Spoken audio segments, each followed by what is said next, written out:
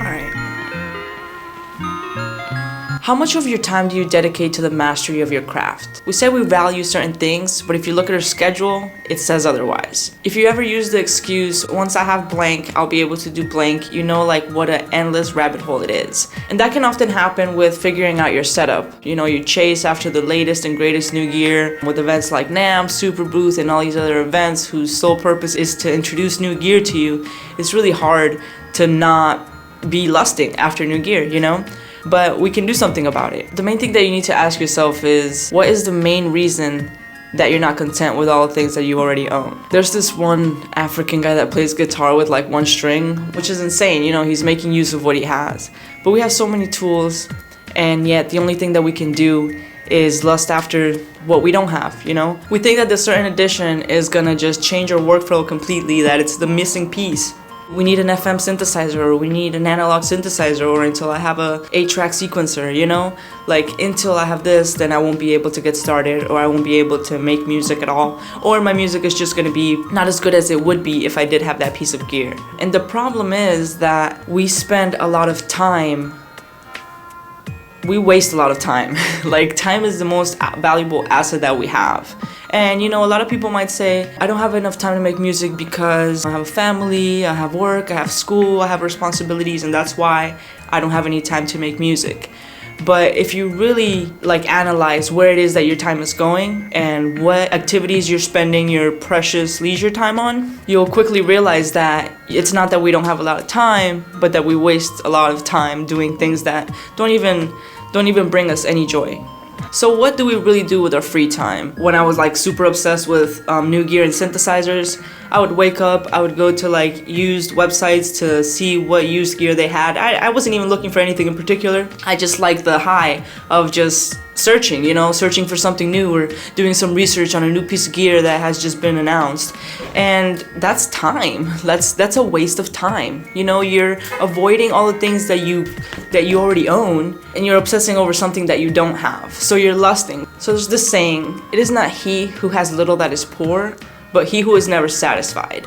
And I mean, nothing could be more true to the world of consumerism and consumption and materialism. We always want the latest and greatest. We always want the next big thing, the MK2, the 2020 version. And suddenly when these things are announced, it's like that thing that we currently own is obsolete. You know, like, oh, now I have the MK1. You know, I'm missing out on all the features, I'm missing out on all the potential updates, and I'm missing out on everything that I'm being told I'm missing out on. So who is telling me these things? I am the one that is researching and doing this to myself. Think about it. If you didn't spend all your time looking up what new synthesizers were just announced, what new gear, you know, if you don't spend the time looking at those things, then you're not gonna be lusting after these things because you're gonna be busy making music with what you already have.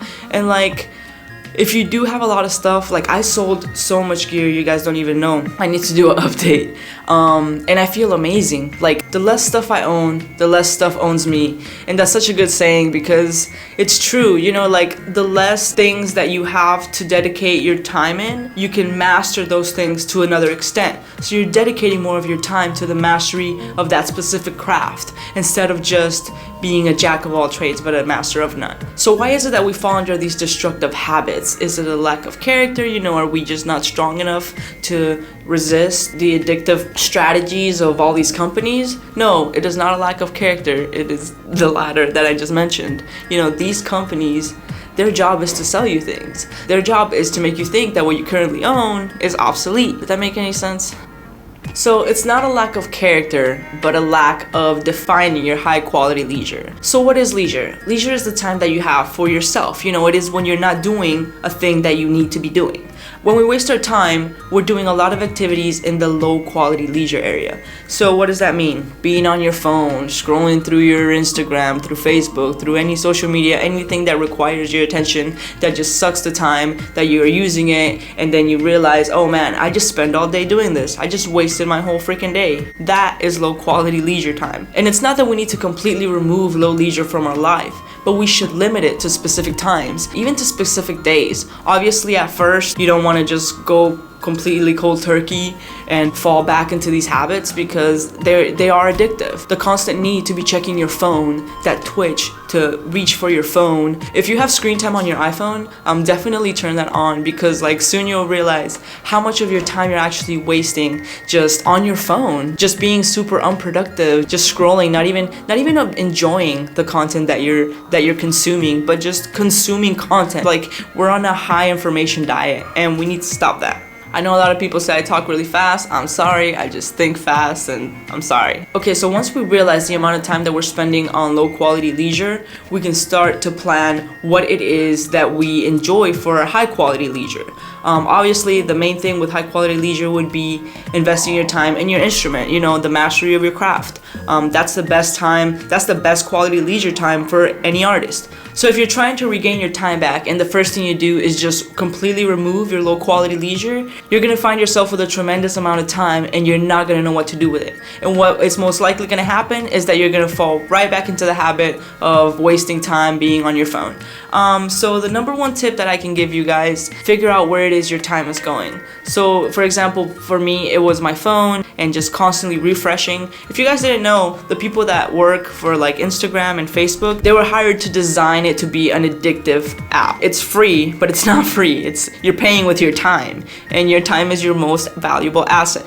The more time that these companies get to throw advertisements in your face, that subconsciously lead you to believe that you need certain things that you don't, that you wouldn't even think about if you weren't exposed to that specific ad. So the first thing that I actually did, I don't even want to say a 30-day, because I didn't even make it the 30-day. I did a 3-week detox on using a flip phone, and it was fantastic, but it was such a pain in the butt because I talk a lot on WhatsApp and Maps. Those were like the two biggest things. But anyways, it was fantastic, like not having that distraction, being out and not having that constant need to like pick up my phone, even just when I'm standing in line when I don't have any time. Like when you're bored is when you're looking for something to do, and it's normally when you pick up your phone.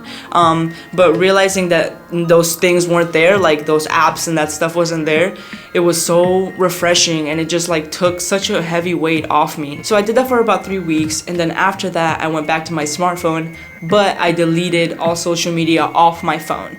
So if I'm out and about, I can't, if I'm standing in line and I'm bored, I can't pull out my phone and just start scrolling and being distracted. Cause like what that removes from you is your time with solitude, which is so important. Like, it's a word that we don't even often say. It's just time to yourself, time to think, time without distraction, even time without music. Just time to be with your thoughts and figure out where it is that you are in your life, where it is that you are mentally. When I'm talking about the mastery of your craft, I mean getting really good at what you currently own, like being an amazing keyboardist. Whatever activity that it is that you chose to pursue, that's what you need to be focusing the majority of your time on. It's your craft. You want to be amazing at it. How are you going to get amazing at it? Not by watching other people do it, not by wasting all your time doing nothing. You're gonna get better at it by doing it. And the crazy thing is, if you think about it, a habit, it's just a repetition of a certain activity. It's a motor movement, The more you do it, the more you're gonna wanna do it. So if I pick up my guitar every day, I'm gonna wanna pick up my guitar every day, And the result is I'm gonna get better at playing guitar. Same thing if I use my phone all day. If I use my phone every day, then I'm gonna get really good at that. I'm gonna get so good at that. And like your brain doesn't really know the difference between these activities. It's just a motor movement that got repeated. It doesn't like see the effect that it's doing to you. So once you stop obsessing about gear and stop compulsively buying gear, this is gonna leave you with an underlying question that you need to really be honest to yourself about it, with yourself. Why is it that you're not satisfied with what you already have? It goes in deeper than anything else. I remember even when I used to buy a lot of things, once it was shipping to me, I was already like on to the next thing. And that's terrible. Removing that obsession to buy gear has, like I said, exposed underlying issues, and now I'm dealing with those issues. Like now it's not the obsession with buying the gear, now it's like, okay, why am I doing this other habit that I don't enjoy doing? So it's like opening up a can of worms pretty much. But that's what you need to do, because that's what leads you to being the best version of yourself, to being creative, to making the time to make the music, to making the time to create the things that you enjoy to create. I guess that's it, guys. I haven't been posting that many videos lately, although I have, but they've just been like little musical sketches. I think I'm gonna take a break from that too, because like I said, I'm working on my underlying issues, and you know, I can't just make videos and if my life's not like 100%, like there's other things that I need to focus on in my life.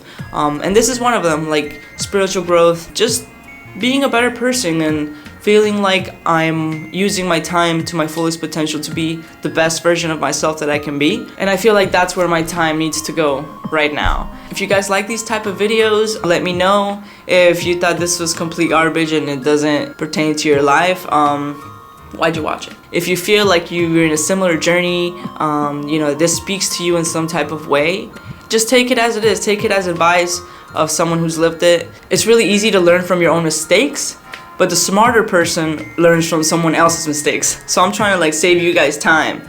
So just take it as a grain of salt, take it however you guys want to take it. I'll catch you in the next one.